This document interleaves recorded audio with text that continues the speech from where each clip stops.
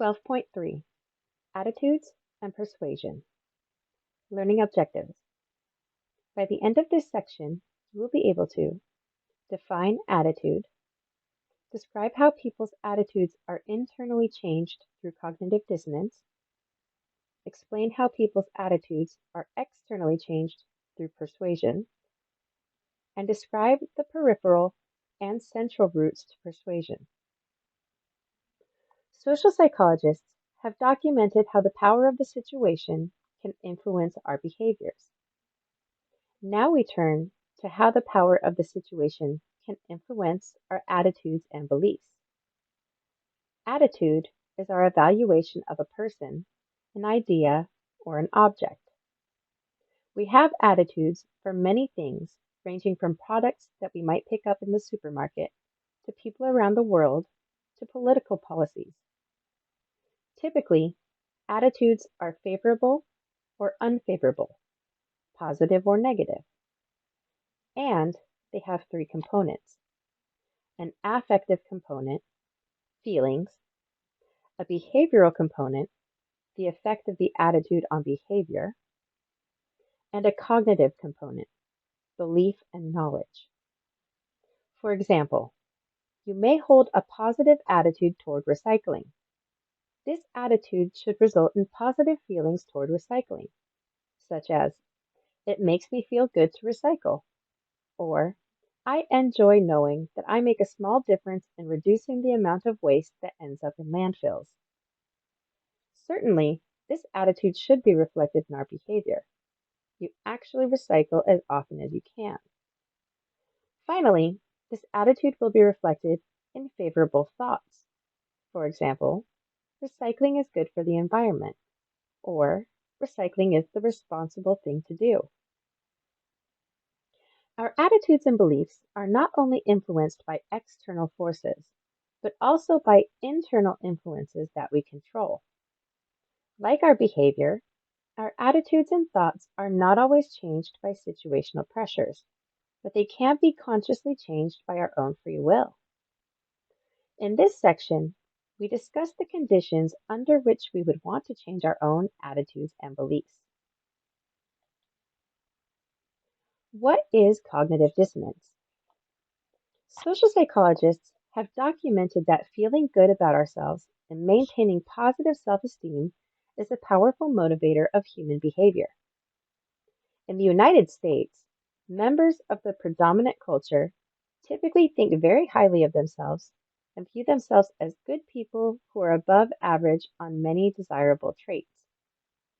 Often, our behavior, attitudes, and beliefs are affected when we experience a threat to our self-esteem or positive self-image. Psychologist Leon Festinger defined cognitive dissonance as psychological discomfort arising from holding two or more inconsistent attitudes, behaviors, or cognitions, thoughts, beliefs, or opinions. Festinger's theory of cognitive dissonance states that when we experience a conflict in our behaviors, attitudes, or beliefs that runs counter to our positive self-perceptions, we experience psychological discomfort or dissonance. For example, if you believe smoking is bad for your health, but you continue to smoke, you experience conflict between your belief and behavior. Figure 12.11. Cognitive dissonance is aroused by inconsistent beliefs and behaviors. Believing cigarettes are bad for your health, but smoking cigarettes anyway can cause cognitive dissonance. To reduce cognitive dissonance, individuals can change their behavior, as in quitting smoking, or change their belief, such as discounting the evidence that smoking is harmful. Later research documented that only conflicting cognitions that threaten individuals' positive self-image cause dissonance. Additional research found that dissonance is not only psychologically uncomfortable, but also can cause physiological arousal and activate regions of the brain important in emotions and cognitive functioning. When we experience cognitive dissonance, we are motivated to decrease it because it is psychologically, physically, and mentally uncomfortable. We can reduce cognitive dissonance by bringing our cognitions, attitudes, and behaviors in line, that is, making them harmonious. This can be done in different ways, such as changing our discrepant behavior, for example, stopping smoking, changing our cognitions through rationalization or denial, for example, telling ourselves that health risks can be reduced by smoking filtered cigarettes, or adding a new cognition, such as smoking suppresses my appetite so I don't become overweight, which is good for my health. A classic example of cognitive dissonance is John, a 20-year-old who enlists in the military. During boot camp, he is awakened at 5 a.m., is chronically sleep deprived, yelled at, covered in sand flea bites, physically bruised and battered, and mentally exhausted. It gets worse. Recruits that make it to week 11 of boot camp have to do 54 hours of continuous training. Figure 12.12. A person who has chosen a difficult path must deal with cognitive dissonance in addition to many other discomforts. Not surprisingly, John is miserable. No one likes to be miserable. In this type of situation, people can change their beliefs, their attitudes, or their behaviors. The last option, a change of behaviors, is not available to John. He is signed on to the military for 4 years and he cannot legally leave. If John keeps thinking about how miserable he is, it is going to be a very long 4 years. He will be in a constant state of cognitive dissonance. As an alternative to this misery, John can change his beliefs or attitudes. He can tell himself, I am becoming stronger, healthier, and sharper. I am learning discipline and how to defend myself and my country. What I am doing is really important. If this is his belief, he will realize that he is becoming stronger through his challenges. He then will feel better and not experience cognitive dissonance, which is an uncomfortable state. The effect of initiation. The military example demonstrates the observation that a difficult initiation into a group influences us to like the group more due to the justification of effort. We do not want to have wasted time and effort to join a group that we eventually leave. A classic experiment by Aronson and Mills demonstrated this justification of effort effect. College students volunteered to join a campus group that would meet regularly to discuss the psychology of sex. Participants were randomly assigned to one of 3 conditions: no initiation, an easy initiation, and a difficult initiation into the group. After participating in the first discussion, which was deliberately made very boring, participants rated how much they liked the group. Participants who underwent a difficult initiation process to join the group rated the group more favorably than did participants with an easy initiation or no initiation. Figure 12.13. Justification of effort has a distinct effect on a person liking a group. Students in the difficult initiation condition liked the group more than students in other conditions due to the justification of effort. Similar effects can be seen in a more recent study of how student effort affects course evaluations. Heckert, Latier, Ringwald Burton, and Drazen in 2006 surveyed 463 undergraduates enrolled in courses at a Midwestern university about the amount of effort that their courses required of them. In addition, the students were also asked to evaluate various aspects of the course.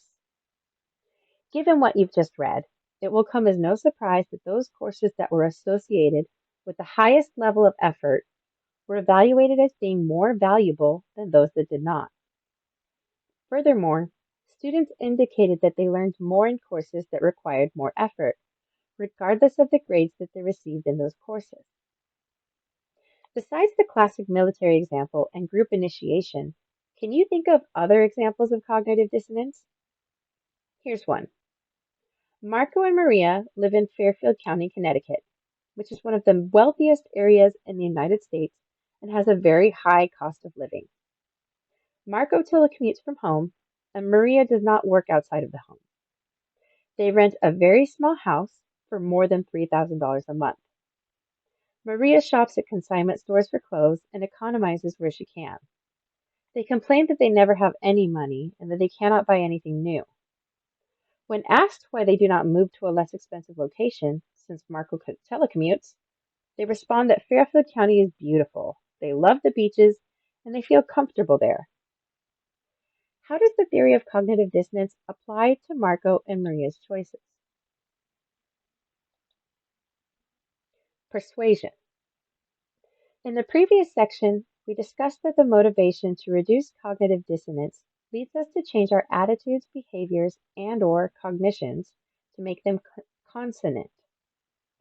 Persuasion is the process of changing our attitude towards something based on some kind of communication. Much of the persuasion we experience comes from outside forces. How do people convince others to change their attitudes, beliefs, and behaviors? What communications do you receive that attempt to persuade you to change your attitudes, beliefs, and behaviors? Figure 12.14. We encounter attempts at persuasion attempts everywhere. Persuasion is not limited to formal advertising. We are confronted with it throughout our everyday world.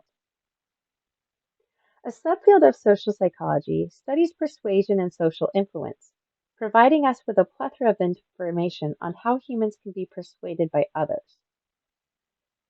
Yale Attitude Change Approach. The topic of persuasion has been one of the most extensively researched areas in social psychology. During the Second World War, Carl Hovland extensively researched persuasion for the U.S. Army. After the war, Hovland continued his exploration of persuasion at Yale University.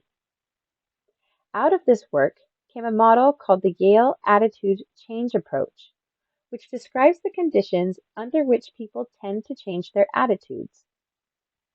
Hovland demonstrated that certain features of the source of a persuasive message, the content of the message, and the characteristics of the audience will influence the persuasiveness of a message. Features of the source of the persuasive message include the credibility of the speaker and the physical attractiveness of the speaker. Thus, speakers who are credible or have expertise on the topic and who are deemed as trustworthy are more persuasive than less credible speakers. Similarly, more attractive speakers are more persuasive than less attractive speakers. The use of famous actors and athletes to advertise products on television and in print relies on this principle. The immediate and long-term impact of the persuasion also depends, however, on the credibility of the messenger. Features of the message itself that affect persuasion include subtlety, the quality of being important but not obvious, sidedness, that is, having more than one side, timing, and whether both sides are presented. Messages that are more subtle are more persuasive than direct messages. Arguments that occur first, such as in a debate, are more influential if messages are given back to back. However, if there's a delay after the first message and before the audience needs to make a decision, the last message presented will tend to be more persuasive. Features of the audience that affect persuasion are attention, intelligence, self-esteem, and age. In order to be persuaded, audience members must be paying attention. People with lower intelligence are more easily persuaded than people with higher intelligence, whereas people with moderate self-esteem are more easily persuaded than people with higher or lower self-esteem.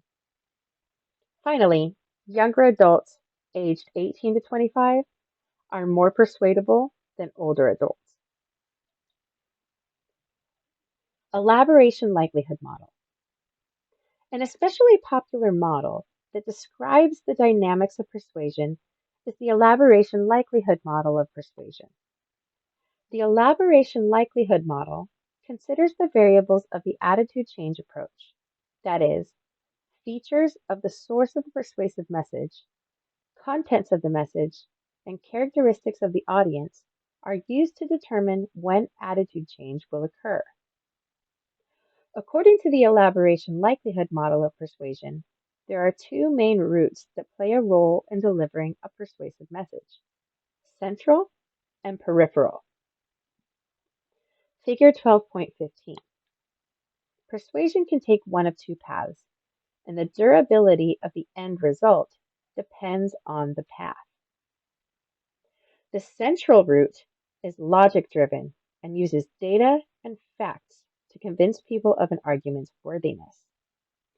For example, a car company seeking to persuade you to purchase their model will emphasize the car's safety features and fuel economy.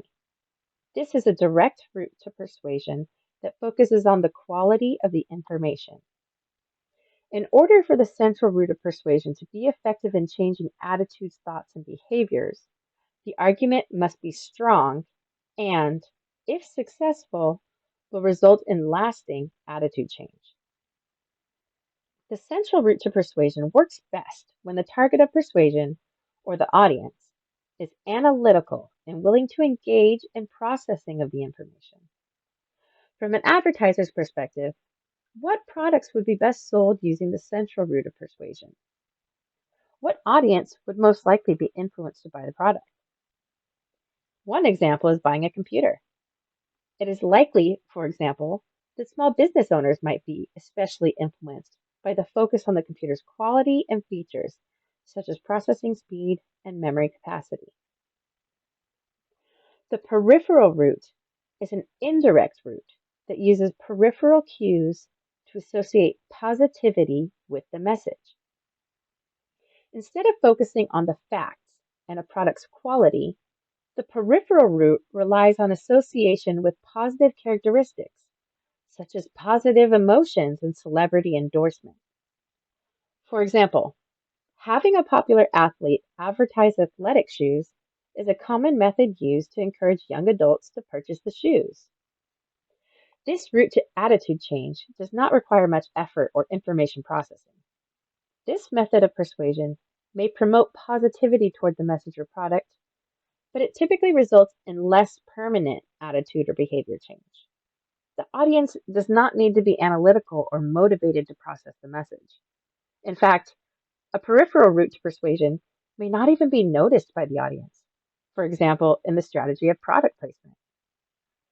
Product placement refers to putting a product with a clear brand name or brand identity in a TV show or movie to promote the product. For example, one season of the reality series American Idol prominently showed the panel of judges drinking out of cups that displayed the Coca-Cola logo. What other products would be best sold using the peripheral route to persuasion? Another example is clothing. A retailer may focus on celebrities that are wearing the same style of clothing. Foot in the door technique. Researchers have tested many persuasion strategies that are effective in selling products and changing people's attitude, ideas, and behaviors. One effective strategy is the foot in the door technique. Using the foot in the door technique, the persuader gets a person to agree to bestow a small favor or to buy a small item, only to later request a larger favor or purchase of a bigger item. The foot in the door technique was demonstrated in a study by Friedman and Fraser, in which participants who agreed to post small signs in their yard or sign a petition were more likely to agree to put a large sign in their yard than people who declined the first request. Research on this technique also illustrates the principle of consistency. Our past behavior often directs our future behavior. We have a desire to maintain consistency once we have committed to a behavior. Figure 12.16. With the foot in the door technique, a small request, such as A, wearing a campaign button, can turn into a large request, such as B, putting campaign signs in your yard. A common application of foot in the door is when teens ask their parents for a small permission, for example, extending curfew by a half hour, and then asking them for something larger. Having granted the smaller request increases the likelihood that parents will acquiesce with the later, larger request. How would a store owner use the foot in the door technique to sell you an expensive product? For example, say that you are buying the latest model smartphone and the salesperson suggests you purchase the best data plan. You agree to this. The salesperson then suggests a bigger purchase, the 3-year extended warranty. After agreeing to the smaller request, you are more likely to also agree to the larger request. You may have encountered this if you've bought a car. When salespeople realize that a buyer intends to purchase a certain model, they might try to get the customer to pay for many or most available options on the car.